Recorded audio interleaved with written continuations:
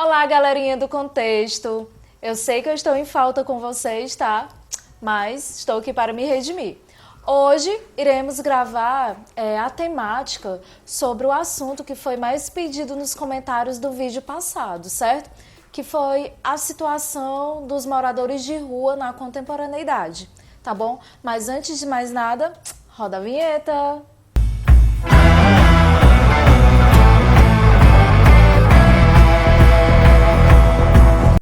Galera, antes da gente dar início aí à temática, né, sobre esse tema tão pedido por vocês, eu vou mendigar likes aqui, tá? Aprendi com meu amigo Pablo, que ele pede sempre likes, né? Então, se você ainda não é inscrito no canal, faça sua inscrição, tá? Pra gente continuar aí divulgando o nosso trabalho, certinho? Gente, então, dando início aí, né? Toda essa temática no eixo de moradores de rua, né, a situação dos moradores de rua, você pode trazer vários repertórios, várias abordagens, certo? E aqui eu vou trazer um pouco de uma obra literária de Jorge Amado, escrito no ano de 1937. O nome da obra é Capitães da Areia, certo? Essa obra, ela vai fazer ali menção a um grupo de menores abandonados que vivem nas ruas de Salvador, certo? E eles têm como lá uma espécie de trapiche, né? Que nada mais é que um armazém. Então, diante das condições hostis que esse grupo de menores eles vivem, né? O romance, né? Ele se dá em torno de toda a situação de que os menores passam para sobreviver, né? Então tem aí a questão de furto e tudo mais. Galera, essa obra pertence à segunda fase do modernismo, certo? Que vai aí de 1930 a 1945, certo? E agora, se fosse, não é, aí a questão dos documentos, como é que seria uma abordagem por documento, certo? A gente poderia trazer aí a questão da Declaração Universal dos Direitos Humanos, tá bom? Por quê? A Declaração Universal dos Direitos Humanos, ela prevê, ela delineia em seu artigo 25 que todo indivíduo tem direito o quê? À habitação e ao bem-estar social, certo? Então você acha que um morador de rua está tendo esse direito assegurado? Tanto de habitação quanto de o bem-estar social? Não, não é? Então, a partir do momento em que esse direito não está sendo assegurado na prática, certo? Pessoas, né, esse grupo social, essa esfera social, eles vão sofrer as consequências advindas desse negligenciamento do direito internacional, certo? E aí, Lu, então, se eu me deparasse diante desse tema, quais seriam os meus argumentos? Vamos lá. Por que que a situação dos moradores de rua ainda é um problema social? Faça essa seguinte pergunta e você vai estar diante de quê?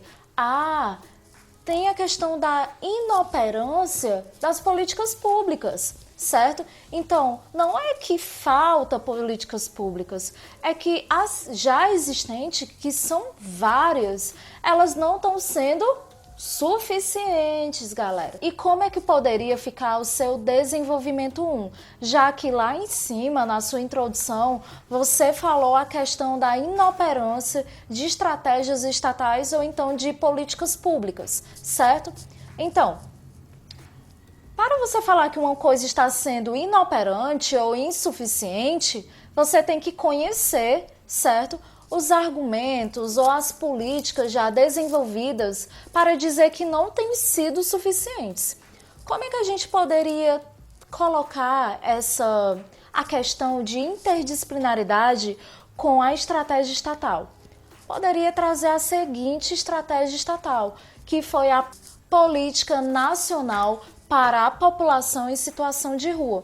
Gente, essa estratégia estatal foi um progresso em relação aos direitos sociais, individuais e econômicos da população que se encontra aí morando nas ruas, certo?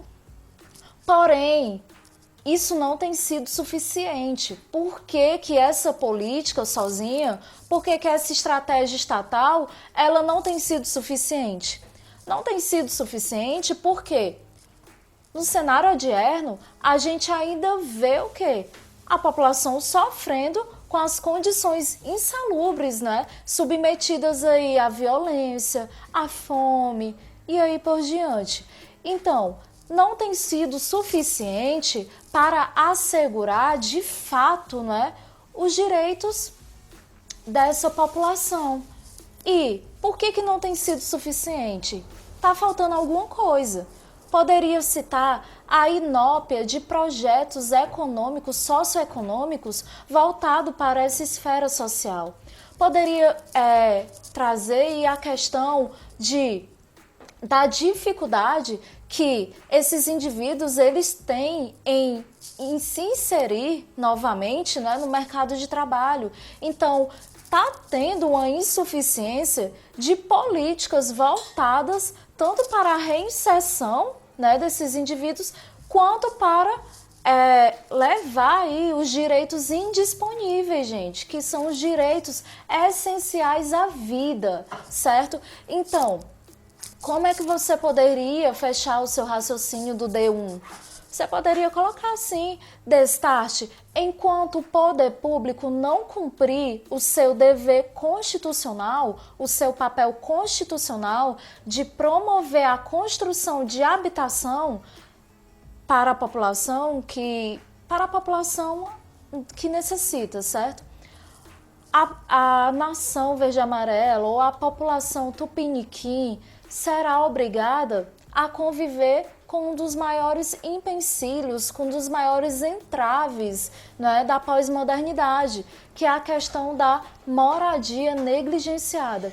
Gente, esse papel constitucional de que o Estado ele deve criar projetos de habitação, ele está delineado no artigo 23 da nossa Constituição Federal, inciso 9º, certo? Então, dá uma olhadinha lá e faz a leitura, certo, para você aí ganhar mais argumentos e mais repertórios. Vamos aí agora para o D2, certo? A questão relacionada à sociedade. Então, como é que você poderia dar início ao seu parágrafo 2? Outro sim, destaca-se a negligência de corporações sociais como propulsora dessa problemática.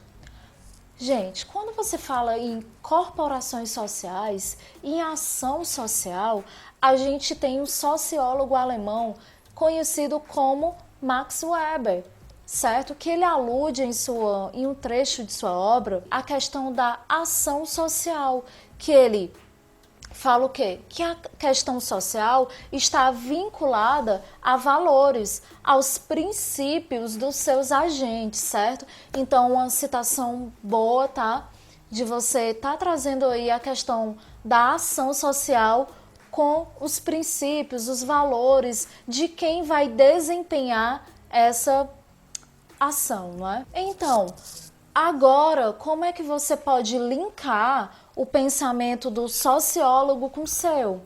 Você pode dizer o seguinte, que sob esse viés, é irrefutável que a indolência de algumas instituições de ensino, né, como universidades, escolas, ou então as instituições formadoras de opinião, essa negligência em debater sobre a temática, em elaborar as instituições de ensino, em elaborar planos políticos de reinserção cultural dentro das instituições e também a questão pedagógica, certo? Então, tá levando aí um pouco da universidade para os moradores de rua em projetos extensionistas, certo? Então, aí é uma falha, é a questão da insensibilidade. Outro ponto na sociedade que repercute muito é a questão do preconceito,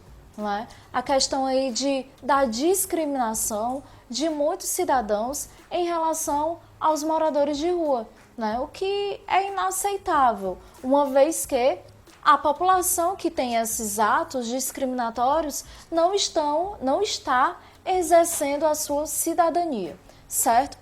Gente, projetos sociais, iniciativas sociais, já houveram sim várias. Uma que eu vou destacar aqui foi a consolidação do projeto Ruas. O projeto Ruas, tudo maiúsculo, tá? Ruas.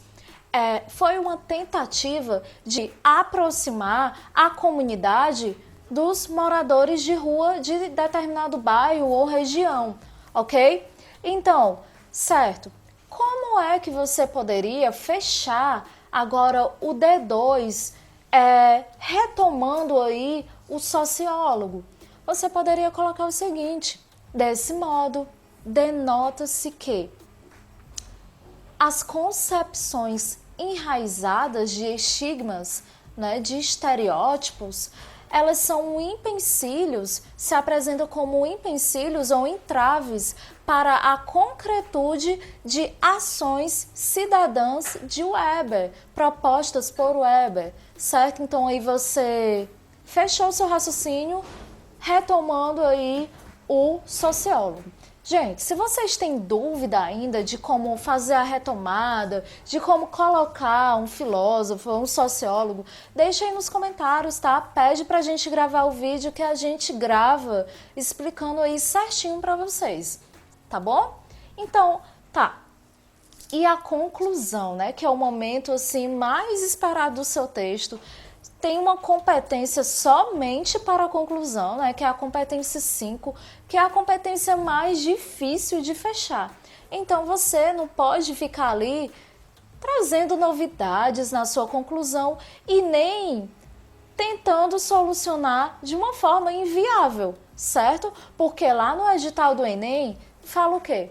Que o candidato tem que apresentar soluções possíveis de ser realizadas, né? Então não adianta você trazer aí o pó de piripimpim de Flora, né? Do mundo de Flora, quem leu. Então, uma coisa inviável, certo? E você também, e não adianta você trazer na sua conclusão a tentativa de solucionar o problema, não trazendo quem vai fazer, quem vai resolver o problema, como vai resolver e a finalidade de tal ato, certo? Então, a partir do momento que você deixa de responder a alguma pergunta, você já desce aí sua nota na competência 5, tá? E se também tiver dúvida a respeito da competência 5, como é que você pode fazer os critérios para tentar fechar essa competência, deixa aí também nos comentários que a gente vai gravando, tá bom? A gente tá na onda de fazer o que vocês querem, aproveitem. Então, competência 5, galera. Primeira coisa, se eu trouxe a Declaração Universal lá em cima, na introdução, eu tenho que fazer a retomada, é um desfecho. Entenda, a redação nada mais é que um ciclo, tá? Então, você vai ter que retomar a Declaração Universal dos Direitos Humanos, que foi a nossa abordagem. Primeira coisa, retoma a abordagem, certo? Impende, pois, urge, portanto, que o direito à habitação seja assegurado na prática, como delineia a Declaração Universal dos Direitos Humanos, certo? Então, fiz aí a retomada. Tá bom, mas quem é que vai resolver a questão da estratégia estatal, da insuficiência de estratégias estatais? Quem é que pode resolver? Você está falando de moradores em situação de rua. Tem um ministério que é só para isso, que é o Ministério de Desenvolvimento Social.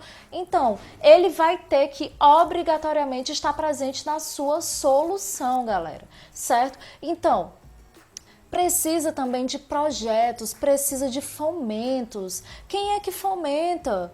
Não é? Quem é que pode estar destinando esses recursos? a Secretaria do Tesouro Nacional. Se você ainda não conhece, dá uma lida lá, tá? Então, a Secretaria do Tesouro Nacional deve fomentar recursos por meio de quem? Do Ministério do Desenvolvimento Social, para destinar esses recursos ao quê? A projetos de construção de moradia ou então a programas habitacionais para atenuar, não é, essa situação. Outra coisa que poderia ser feito a respeito do meu D2. Como é que a gente poderia solucionar o D2? Certo? O D1 já foi solucionado aí a questão do Ministério do Desenvolvimento Social, certo? Então, o D2, já que eu falei lá no argumento a questão da negligência de algumas instituições de ensino, eu posso trazer como solução que as instituições de ensino, sob a supervisão do Ministério da Educação, poderiam reformular algumas diretrizes curriculares com a inserção do quê? Da disciplina Cidadania e Solidariedade, com o intuito, com o fito de incutir valores éticos e morais nessa geração e nas futuras. Olha só que lindo, certo? Então, ao solucionar tudo que você colocou de argumentos, tá, gente? Sempre ficando aqui combinado que não vai aparecer nenhuma novidade na sua conclusão, certo? Não vai cair nada de paraquedas. Então, como é que depois você pode fechar de uma forma assim brilhante, linda, né? Que é a frase de efeito final. Você pode colocar aqui nessa conjuntura, importantes avanços ou então progressos serão o quê? Serão obtidos para edificar o país a verdadeira posição de Estado democrático de direito, certo? Então, olha só que lindo, tá bom? Galera, então, o vídeo termina por aqui, certo? Então, deixa aí seu like se você gostou e se você não gostou também, deixa aí nos comentários que tudo é válido para a nossa evolução, certo? Então, foi uma honra estar com vocês e semana que vem tem mais, tá? Tchau, tchau!